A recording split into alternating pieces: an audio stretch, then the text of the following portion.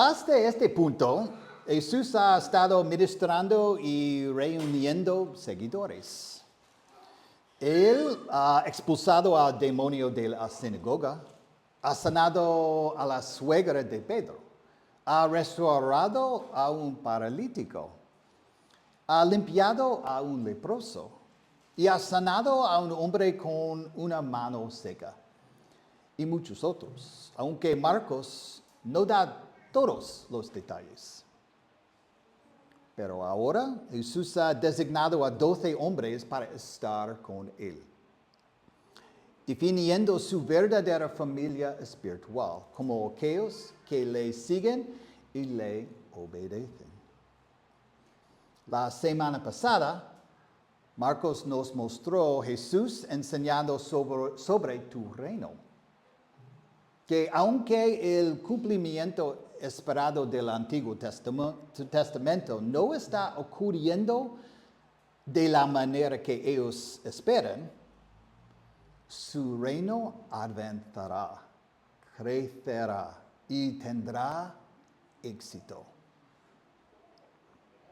Hoy, a través de 4 historias, palabras en acciones, veremos que lo que Jesús describió en palabras verbales, ahora se está manifestando de manera visible. Para los discípulos se vuelve personal. Ya no solo están escuchando sobre el reino, sino lo que están viviendo. Padre, queremos ver a Jesús hoy a través de tu Espíritu. Deseamos que nos muestre su deidad en su poder. Pero también deseamos que nos muestres lo que es igualmente característico de Él, su compasión. Y a través de esto, continúa enseñándonos quién eres. En su nombre. Amén. Marcos nos está contando una historia. Cada una de estas historias reales de la vida de Jesús. Estas son historias narrativas. La narrativa es la forma en que la Biblia nos muestra cómo es Dios a través de personas reales, circunstancias reales y emociones reales. No solo cuenta la verdad de Dios cobra vida en la acción. Así que lo que quiero hacer hoy es permitir que la narrativa se nos... Mi objetivo es mantenerme al margen y dejar que el texto habla por sí mismo. Historia 1. Jesús calma una tormenta. Versículo 35. Ese día, caída ya la tarde, les dijo, pasemos al otro lado. Despidiendo a la multitud, le llevaron con ellos en la barca, como estaba. Y había otras barcas con él. Marcos nos está diciendo que este es el mismo día en que Jesús contó estas 4 palabras verbales. Jesús ha estado en una barca en el lago de agua dulce de Galilea, enseñando. Y eso permitió que su voz resonara debido al agua. Y también le dio espacio entre la multitud que lo presionaba. Y así que ha sido un día ajetreado para él, como lo era todos los días para él ahora en el ministerio público. Ahora, al caer la tarde, Jesús dice, pasemos al otro lado. Y lo llevan, tal como estaba, sin descanso, sin pausa, tal vez ni siquiera una comida. Ellos simplemente empujan y se van. Y aquí vamos a alentarnos un poco más, llenar un vacío en esta historia. En el versículo 38 descubrimos que Jesús está dormido en la parte trasera de la barca, con la cabeza sobre un almohada. Es una hermosa imagen de su humanidad. Suben a la barca, es casi al atardecer. Lucas nos dice que ellos no están remando, el viento los lleva. Jesús está cansado. Solo necesita descansar un poco. Se acuesta y se queda dormido. Versículo 37. Pero se levantó una violenta tempestad y las olas se lanzaban sobre la barca, de tal manera que ya se anegaba la barca. Nos ayuda si sabemos cómo es la geografía allí. Solo 60 kilómetros del mar Mediterráneo. El mar de Galilea se encuentra en una cuenca, rodea de las montañas.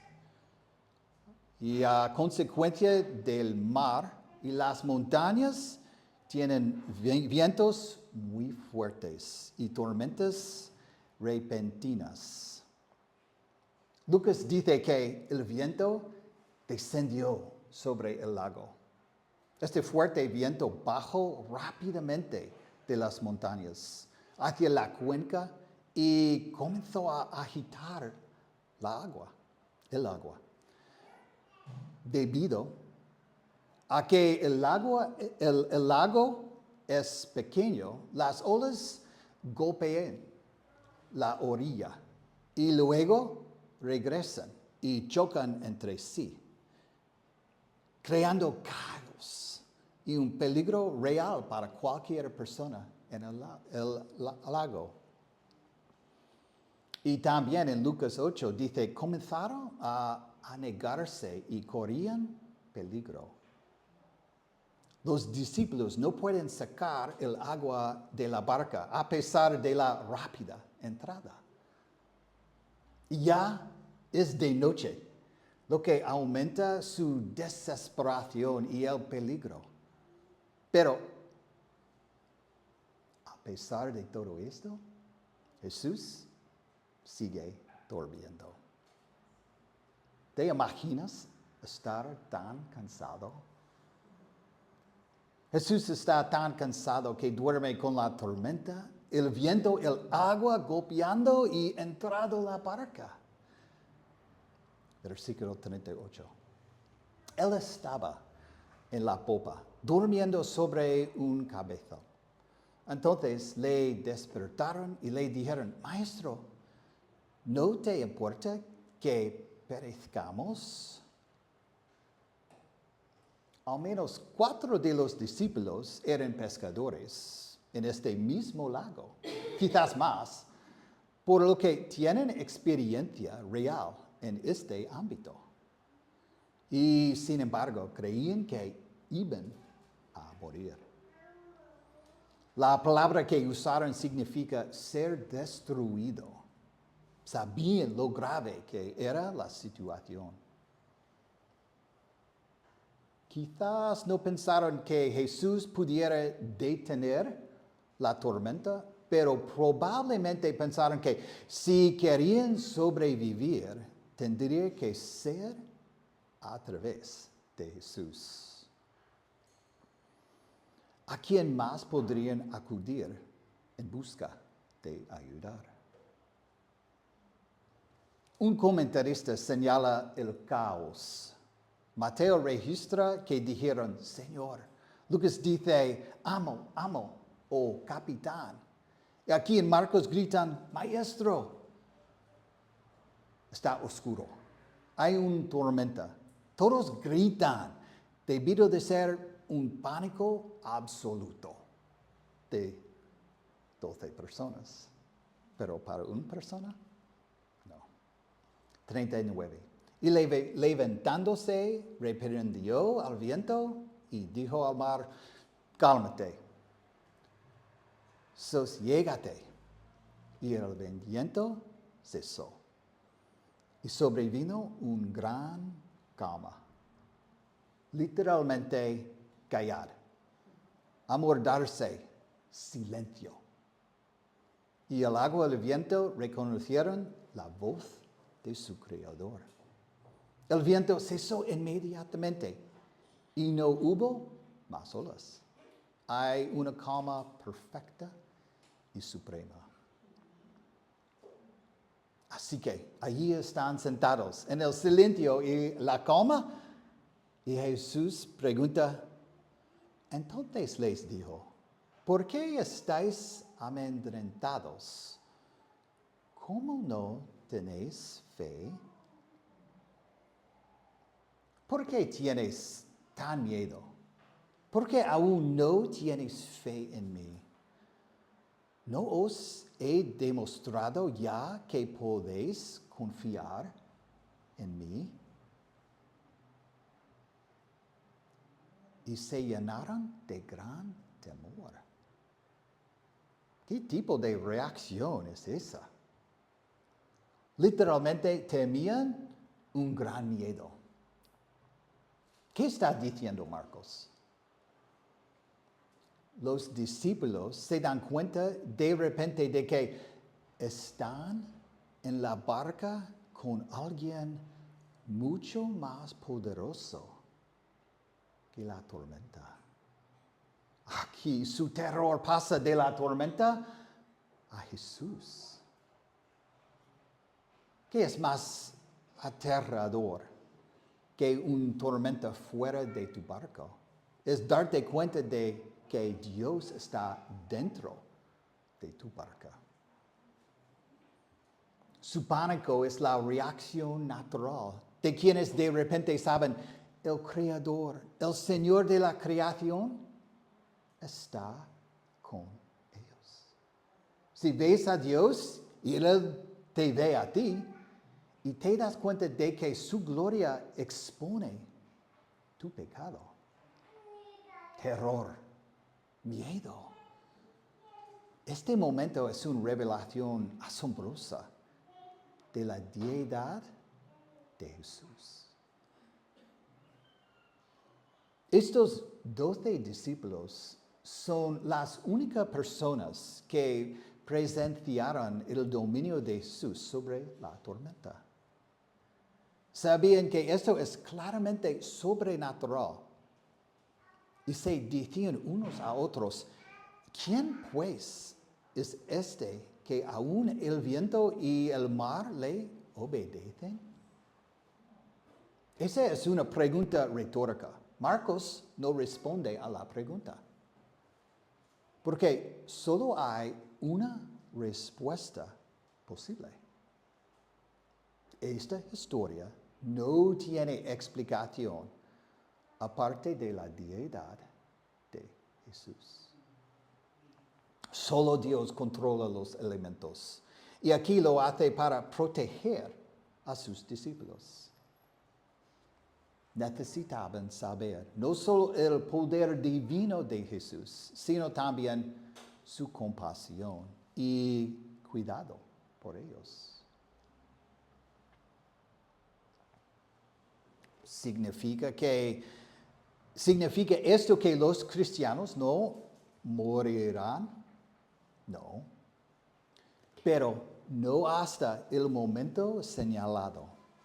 Hasta entonces, el Señor protege y cuida a los suyos, tal como lo hizo aquí. Otro propósito de Marcos al contar estas historias es que creáis en estas buenas noticias. Pero para creáis en Cristo, debéis saber quién es Él. Por eso Marcos nos da evidencia más contundente de que Él es, de hecho, Dios Hijo. Él es deidad. Historia 2. Jesús cura a un hombre poseído por un demonio. Versículo 1, capítulo 5. Y llegaron al otro lado del mar, y la tierra de los Gadarenos. Gracias. Así que ahora han estado en la barca toda la noche, y tal vez sea justo antes que salga el sol. Y lo que es importante notar aquí es que acaban de llegar a un área gentil. 2. Y cuando él salió de la barca, enseguida vino a su encuentro de entre los sepulcros un hombre con un espíritu inmundo. El hombre baja la colina hacia la orilla del agua, desde las tumbas. Los judíos no se acercaban a una tumba porque se contaminarían con un cadáver. Pero aún siendo gentil, ¿qué hace en los sepulcros? Versículo 3. Que tenía una morada entre los sepulcros y nadie podía ya atarlo, ni aun con cadenas. Porque muchas veces había sido atado con grillos y cadenas, pero él había roto las cadenas y destrozado los grillos, y nadie era tan fuerte como para dominarlo. Y siempre, noche y día, andaba entre los sepulcros y en los montes dando gritos y hiriéndose con piedras. Él vive allí. Este es muy, muy inusual. Alguien que se siente más cómodo con los muertos que con los vivos. ¿Por qué? Porque tiene un espíritu inmundo, un demonio, un ángel caído que ahora ocupa su cuerpo. Y este demonio le da una fuerza sobrenatural. Y eso lo hace irracional. Es peligroso. Es peligroso para todas las personas que lo rodean. Ya nadie podía controlarlo. Estaban tratando de proteger a todos los demás. No sabemos hasta qué punto había hecho daño a otras personas. Lo más probable es que era agresivo porque rompía las cadenas. Y es peligroso para sí mismo.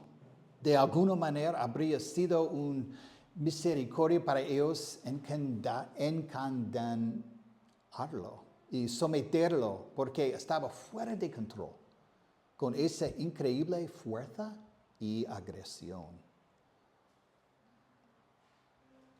Lo que vemos es que el demonio esencialmente está autodestruyendo a este hombre. No duerme, está inquieto, vaga sin rumbo, está atormentado. Es un infierno para él. Y buscando alivio, agarra piedras y intenta sin éxito quitarse la vida, cortándose la carne con la intención de cortar y provocar su muerte. Mientras baja corriendo por la colina y se acerca, puede ver quiénes son estos visitantes. 6. Cuando vio a Jesús de lejos, corrió y se postró delante de él. El demonio reconoce inmediatamente a Jesús y abrumado por el miedo, no puede esconderse y se postra ante Jesús, mostrando sumisión a alguien más grande que él. Nadie más podía controlarlo, pero en presencia de Jesús, él se somete a su autoridad. 7. Y gritando a gran voz dijo, ¿qué tengo yo que ver contigo, Jesús, Hijo del Dios Altísimo? Te imploro, por Dios, que no me atormentes. La frase significa literalmente, ¿qué yo y tú? No es una pregunta, sino una protesta.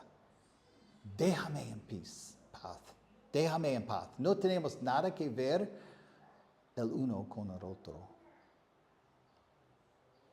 Refleja el reconocimiento de la autoridad superior de Jesús, el temor al juicio y el deseo de distancia. El demonio sabe quién es Jesús, pero ese conocimiento le produce temor, no paz. Y el demonio identifica correctamente a Jesús como el Hijo del Dios Altísimo. Es un título del Antiguo Testamento. El demonio está diciendo, tienes la misma esencia de Dios. Y el demonio suplica, no me atormentes. Refiriéndose al juicio que espera a los demonios ya confinados, destinados al lago de fuego. 8. Porque Jesús le decía, sal de hombre, espíritu inmundo. Y le preguntó, ¿cómo te llamas? Y él le dijo, me llamo Legión, porque somos muchos. Entonces le rogaba con insistencia que no los enviara fuera de la tierra. Y había allí un gran piara de cerdos paciendo junto al monte. Y los demonios le rogaron, diciendo, envíanos a los cerdos para que entremos en ellos. Ahora, descubrimos que este hombre no está poseído por un solo demonio, sino por muchos, posiblemente miles. Legión era un término militar romano para designar a 6,000 soldados. Una cosa es expulsar un solo demonio. Otra cosa es tener el poder de expulsar a una legión entera de demonios. Estos demonios, cómodos en esta región gentil, le ruegan a Jesús que no los envíe lejos, sino que los envíe a un piara de cerdos, probablemente porque todavía buscan la libertad de hacer daño y causar caos. 13. Y él les dio permiso. Y saliendo los espíritus inmundos, entraron en los cerdos, y la piara, unos 2,000, se precipitó por un despeñadero al mar. Y en el mar se ahogaron. Entonces, ¿por qué Jesús les dio permiso?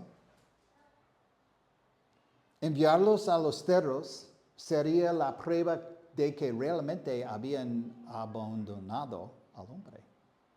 También demostró el gran poder de Jesús para liberar a alguien de miles de demonios. Jesús también reveló la naturaleza destructiva de los demonios. Rápidamente destruyeron la piara. Y los que cuidaban los cerdos huyeron y lo contaron en la ciudad y por los campos. Y la gente vino a ver qué era lo que había sucedido. Y vinieron a Jesús y vieron al que había estado endemoniado, sentado, vestido y en su cabal juicio. El mismo que había tenido la legión, y tuvieron miedo. Y los que lo habían visto les describieron cómo le había sucedido esto al endemoniado. Y lo de los cerdos. Todo el mundo se siente atraído por estos extraños acontecimientos. ¿Qué ha pasado? ¿El hombre violento ahora tranquilo? ¿Qué? ¿Y se está inclinado? ¿Y todos los cerdos se han tirado al mar? ¿Quién es el hombre que ha hecho esto? Recuerda, esta es una zona gentil. No conocen a Jesús. Vienen a averiguar qué ha pasado. Pero nadie expresa ira por el ahogamiento de los cerdos. Y lamentablemente, nadie muestra alegría por la curación del hombre. Lo que les asusta es Jesús. Están aterrorizados porque ahora se dan cuenta de que están en presencia de un poder sobrenatural mayor que cualquier cosa que hayan conocido. Al igual que los discípulos después de la tormenta, esas personas tienen miedo porque saben que están ante lo divino y se sienten expuestos. 17. Y comenzaron a rogarle que se fuera de su comarca. Lucas dice, todo el pueblo es universal. Vete. En lugar de querer escuchar más sobre este Jesús, lo echan. Pero no nos centremos en su rechazo. Centrémonos en el rescate. 7:8. Al entrar él en la barca, el que había estado endemoniado le rogaba que lo dejara acompañarle. Pero Jesús no se lo permitió, sino que le dijo, vete a tu casa, a los tuyos, y cuéntales cuán grandes cosas el Señor ha hecho por ti, y cómo tuvo misericordia de ti. Y él se fue y empezó a proclamar en Decápolis cuán grandes cosas Jesús había hecho por él. Y todos se quedaban maravillados. No solo ha sido liberado de los demonios, ahora es un verdadero discípulo. Este hombre no quiere vivir un día más sin Jesús, porque por primera vez ha sido hecho completo, restaurado en mente, corazón y espíritu, comprometido a seguir a aquel que le dio la vida. Eso es lo que significa ser discípulo. Pero Jesús tiene planes para él. Se convierte en el primer misionero de Jesús. Él debe preparar el camino para el regreso de Jesús. Eso está en capítulo 7. Qué hermoso rescate de este rey que ha traído a uno a su reino. Esto es 3 y 4. Versículo 21. Cuando Jesús pasó otra vez en la barca al otro lado, se reunió una gran multitud, sorpresa, alrededor de él. Así que él se quedó junto al mar. Lo estaban esperando. Jesús estaba accesible a ellos. Él no los rechazó. 22. Y vino uno de los oficiales de la sinagoga, llamado Jairo, y al verle se postró a sus pies. Mateo añade, he aquí, mirad esto. Este era una persona que no era una escriba fariseo o ni un sacerdote, sino que su trabajo era administrador el funcionamiento de la sinagoga. Esto fue muy inusual y su acción de mostrar ante alguien que era más superior no habría sido vista con buenos ojos por los líderes religiosos. 23. Y le rogaba con insistencia, diciendo, mi hijita está al borde de la muerte. Te ruego que vengas y pongas las manos sobre ella para que sane y viva. Él está rogando, implorando a Jesús. Descubrimos al final de la historia que su hija tiene 12 años.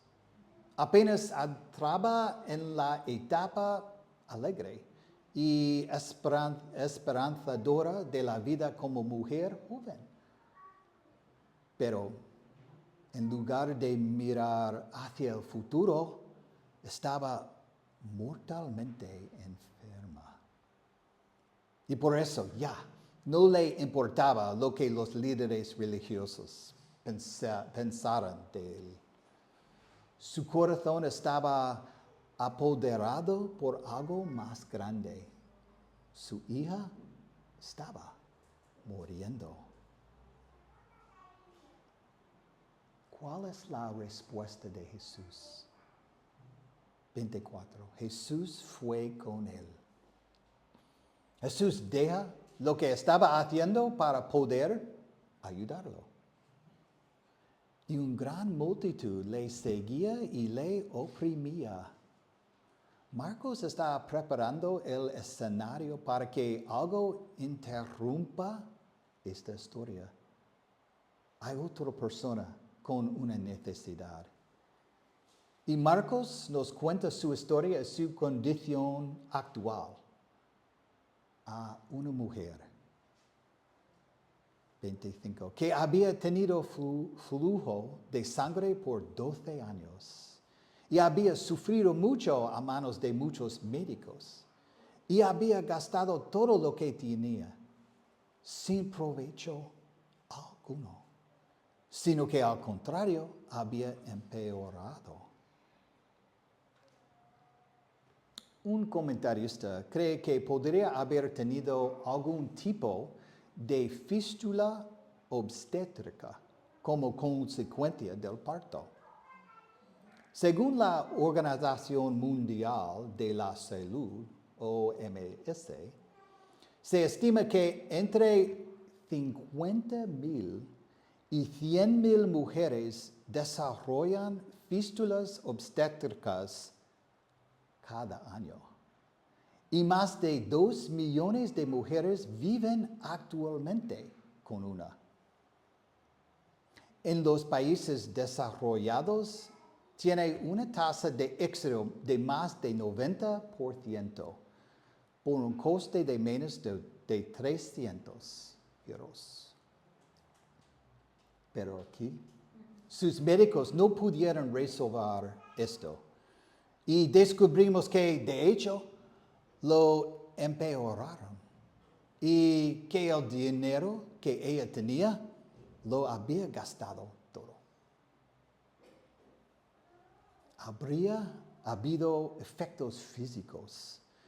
Tener una pérdida constante de sangre implicaría una pérdida de fuerza y causaría vergüenza.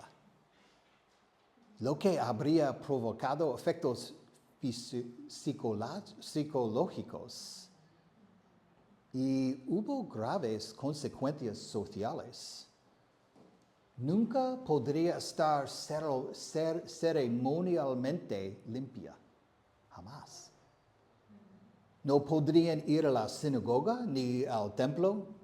Si tocaba a su marido, a sus hijos o a sus amigas, todas ellas también quedaban ceremonialmente impuros.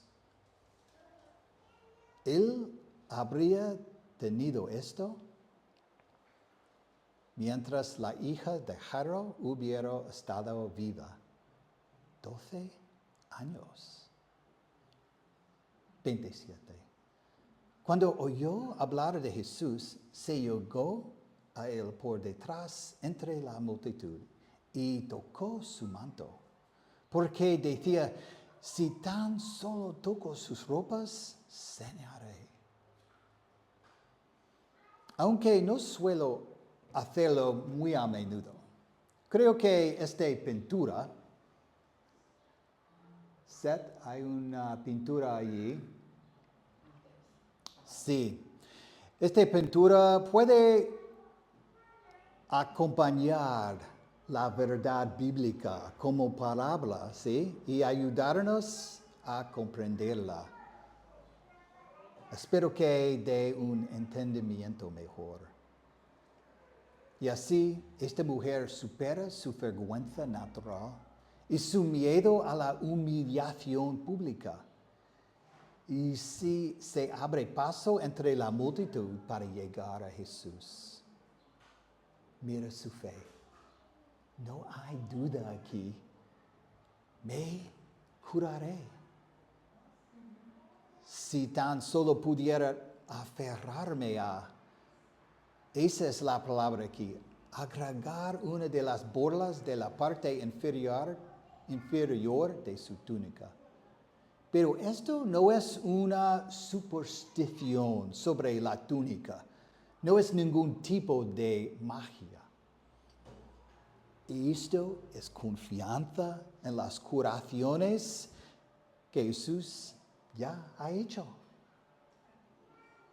En otras palabras, no tengo que exponerme públicamente, ni que nadie me vea. Puedo arrastrarme hasta abajo, cerca del suelo, y simplemente agregar una borla, porque hay tanto poder en él.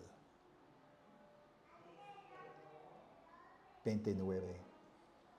Al instante, la fuente de su sangre se secó y sintió en su cuerpo que estaba curada de su aflicción. Pausa. El mundo se detuvo. Su sangrado se detuvo. Su problema físico se curó al instante.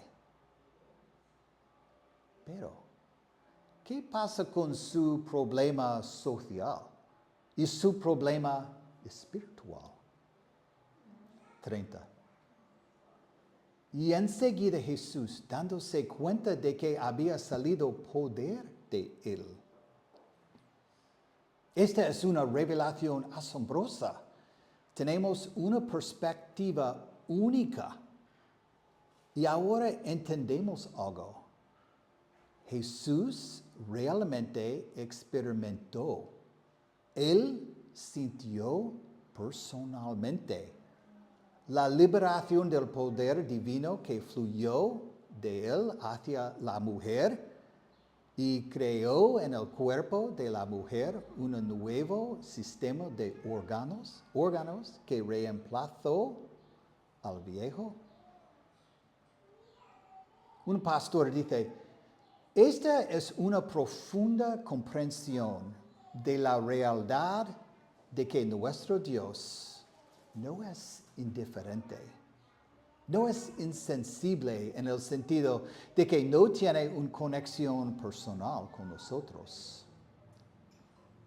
Aunque no le afectan las acciones de los hombres, sigue estando personalmente involucrado en cada acto de poder. Volviéndose entre la gente, dijo, ¿quién ha tocado mi ropa? Jesús tiene más trabajo que hacer. Está buscando al pecador. 31. Y sus discípulos le dijeron, ¿ves que la multitud le oprime? Y dices, ¿quién me ha tocado? Toda la gente estaba usando la palabra comprimir, lo estaban aplastando. 32. Pero él miraba a su alrededor para ver a la mujer que le había tocado. Jesús mira a su alrededor para encontrar a la mujer y espera a que ella se le revele. 36. Entonces la mujer, temerosa y temblando, dándose cuenta de lo que le había sucedido, vino y se postró delante de él y le dijo todo la verdad. Ella no tiene miedo de la vergüenza ni de la hostilidad de estas personas que ella no está ceremonialmente limpia, sino que más bien ella es consciente de lo que le ha sucedido. Y hay un temor que la hace temblar. Ella está en la presencia de Dios y cae a sus pies en adoración. Y le cuenta a Jesús su historia. Lucas nos dice que lo hace en presencia de todo el pueblo. Así que todos los demás lo oyen. Ahora, tengo que decirles lo que todos ya sabemos. Hay una diferencia entre cómo cuenta una historia un hombre y cómo una mujer cuenta una historia. Ella parece contarle a Jesús toda su historia. Ella le habla de su enfermedad, le habla de su fe, le habla de su curación.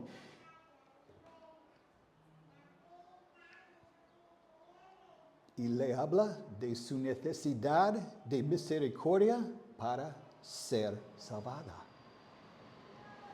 Y Jesús le dijo, hija, tu fe te ha sanado, vete en paz y queda sana de tu aflicción.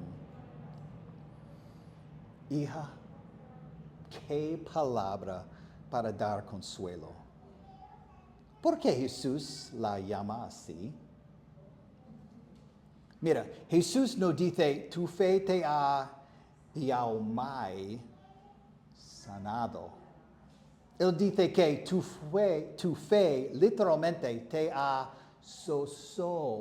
salvado. Es la palabra que la Biblia usa para la salvación. Esta mujer parece haber demostrado una fe que lleva a la categoría de hija de Dios. Por eso Jesús puede decirle, hija, tu fe te ha salvado. Ella ahora tiene paz con Dios y vete en paz. Sé curado de tú. La palabra es látigo, azote y flagelo. Es la palabra usada para referirse a lo que le pegaron a Jesús. Pero ahora, no más.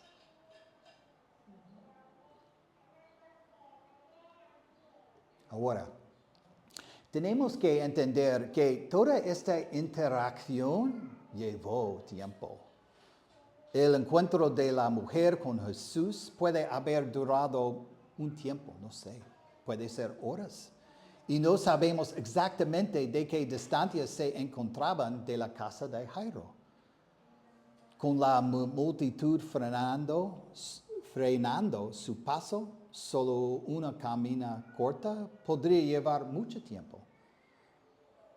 Cuando llegan los dolientes, ya están en la casa, lo que sugiere que pueden haber pasado horas. 35. Mientras estaba todavía hablando, vinieron de casa del oficial de la sinagoga, diciendo, tu hija ha muerto. ¿Para qué molestas aún al maestro? Pero Jesús, oyendo lo que se hablaba, dijo al oficial de la sinagoga, no temas, cree solamente.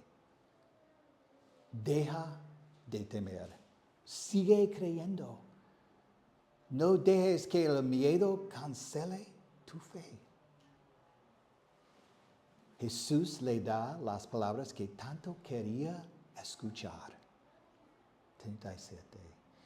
Y no permitió que nadie fuera con él, sino solo Pedro, Jacobo y Juan, el hermano de Jacobo. Jesús no necesitaba más conmoción de la necesaria. Solo con 2 o 3 testigos, ellos pueden contárselo a todos los demás. 38. Fueron a la casa del oficial de la sinagoga y Jesús vio el alboroto y a los que lo oraban y se lamentaban mucho. Y entrando les dijo, ¿por qué hacéis alboroto y lloráis? La niña no ha muerto, sino que está dormido. Y se burlaban de él. Jesús redefine la muerte como una condición temporal. Solo alguien que conoce íntimamente el poder de la resurrección puede referirse a la muerte como un sueño, como algo temporal. A todos los demás salgan. Ahora, ven conmigo. Pero él, echando fuera a todos, tomó consigo al padre y la madre de la niña y a los que estaban con él, y entró donde estaba la niña. Y tomando a la niña por la mano, le dijo, Talita cum, que traducido significa niña, a ti te digo, levántate. Al instante la niña se levantó y comenzó a caminar, pues tenía 12 años. Y al momento se quedaron completamente atónitos. Con ternura, toma su mano sin vida y le habla. Al instante ella no solo tiene vida, tiene toda la fuerza normal de una niña de 12 años. Y su padre es la misma palabra que la familia de Jesús usó para describir a Jesús en capítulo 3, ¿recuerdas? Estar fuera de sí mismo. No hay ninguna explicación lógica para lo que acabas de ver. 23. Entonces les dio órdenes estrictas de que nadie se enterara de esto. Y dijo que le dieran de comer a la niña. Veremos algunas razones por las que tal vez Jesús hizo esto en el tiempo de seguimiento de hoy. Ahora, tenemos una sección más. Capítulo 6, versículo 1. Él se marchó de allí y llegó a su pueblo, y a sus discípulos le siguieron. A partir de aquí, Jesús ya no utiliza Capernaum como centro de su ministerio en Galilea. Y ahora regresa al pequeño pueblo donde creció para hacer una última vista de las personas que más lo conocían. ¿Y qué falta? Lo que falta es la gran multitud de personas. Versículo 2. Cuando llegó el día de reposo, comenzó a enseñar en la sinagoga, y muchos que le escuchaban se asombraban. Están conmocionados y confundidos, diciendo, ¿dónde tuvo tales cosas? ¿Y cuál es esta sabiduría que le ha sido dada? Y estos milagros que hace con sus manos, ¿dónde aprendió? Porque sabían que no tenía un rabino maestro que le enseñara. Porque 3. ¿No es el carpintero, el hijo de María y hermano de Jacobo, José, Judas y Simón? ¿No están sus hermanos aquí con nosotros? Escucharon, quedaron atónitos ante lo que dijo, pero decidieron ser incrédulos. En realidad, a lo largo de estas 5 historias, solo hay una respuesta sensata y obvia sobre el origen de este poder y esta sabiduría de Dios. Jesús es quien dice ser. Él es el Mesías. Fin del versículo 3. Y se escandalizaban a causa de él. Esto se escandaloso y tropezaron con esto. Era una absoluta blasfemia en sus mentes que él afirmará ser Dios, el Hijo de Dios. 4.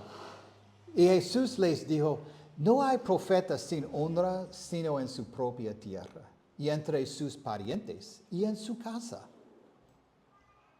En otros lugares a menudo se ve que la gente cree que Jesús es un profeta, pero no, en Nazaret. En este momento, solo tiene a María que cree. Así que, 5. Y no pudo hacer allí ningún milagro. Solo sanó a unos pocos enfermos, sobre los cuales puso sus manos. Y estaba maravillado de la incredulidad de ellos. Y recorría las aldeas de alrededor enseñando. El propósito de un milagro es validar la verdad de las palabras que estás diciendo. Ambos coinciden. Pero si rechazas la verdad, entonces no hay necesidad de milagros. La incredulidad es excluir a Dios. No escuchará. Nunca tendrá suficiente evidencia de la verdad. No es de extrañar que Jesús se sorprendiera.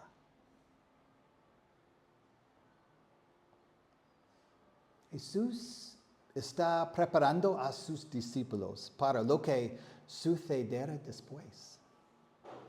Encontramos parte de esto en Mateo 10, donde dice que los envía como ovejas en medio de lobos.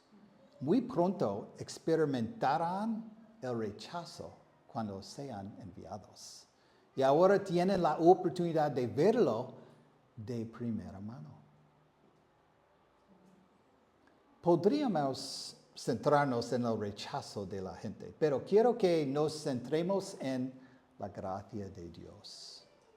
Jesús continuará enviado a los discípulos, proclamando que la gente debe arrepentirse. Al llegar al final de esta sección, vemos que Jesús continúa mostrándonos quién es Él realmente. No solo por lo que puede hacer, sino por lo que elige hacer. Jesús podría haber mostrado su poder y demostrar que es Dios de muchas maneras. Pero, ¿qué decidió hacer? Calmó una tormenta. Liberó a los endemoniados. Sanó a los enfermos. Resucitó a los muertos. ¿Por qué? Porque Él está lleno de compasión. Su corazón es tierno con quienes sufren. Están quebrantados y temerosos. Esos no fueron solo milagros de poder, sino actos de amor. Jesús usó su autoridad no para dominar, sino para restaurar. Marcos nos muestra que la respuesta correcta a Jesús es fe. No porque garantiza una vida fácil, sino porque Jesús es suficiente. Él no solo es lo suficiente fuerte para ayudarnos, sino que también es lo suficiente tierno para cuidarnos. Y cuando creemos en Él, confiamos no solo en su capacidad, sino en su compasión. Y en ningún lugar vemos esa compasión con más claridad que en la venida de Jesús a la tierra. Como nos recuerda Juan 3:16. Porque de tal manera amó Dios al mundo, que dio a su Hijo unigénito, para que todo aquel que cree en Él no se pierda, mas tenga vida eterna. Porque Dios no envió a su Hijo al mundo para juzgar al mundo, sino para que el mundo sea salvo por Él. Jesús no vino a condenar, sino a salvar. Vino por los quebrantados, los desesperados, los marginados. Vino por nosotros.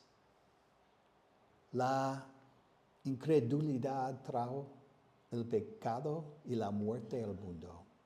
No te alejes de Él con incredulidad.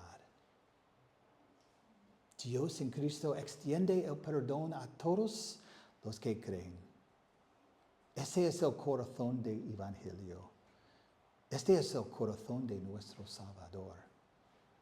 Él está listo y dispuesto a perdonar.